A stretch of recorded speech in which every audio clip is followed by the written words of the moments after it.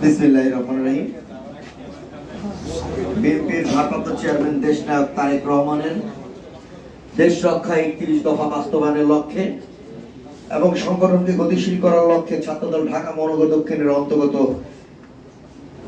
চকবাজার থানার 30 নং ওয়ার্ড ছাত্রদলের আজকের এই কর্মী সভা।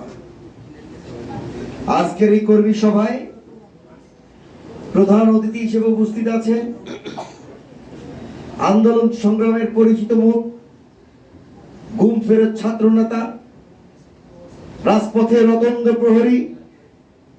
দেশনায়ক তারেক রহমানের মনকে জয় করে যিনি ইতিমধ্যে ঢাকা মহানগর দক্ষিণ ছাত্র দলের বিপ্লবী সভাপতির দায়িত্ব পালন করছেন আজকের এই সভার প্রধান অতিথি শামীম মাহমুদ। আমাদের মাঝে উপস্থিত আছেন ছাত্রদল ঢাকা মহানগর দক্ষিণের বিপ্লবী যুগ্ম সাধারণ সম্পাদক রেদওয়ান হিমেল,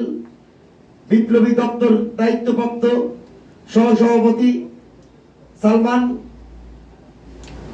সহ দপ্তর সম্পাদক আমজাদ হোসেন মামুন সহ আজকের এই চকবাজার থানার যিনি সভাপতিত্ব দায়িত্ব পালন করছেন আহ্বায়ক হাসনাইন হানি এবং সঞ্চালনা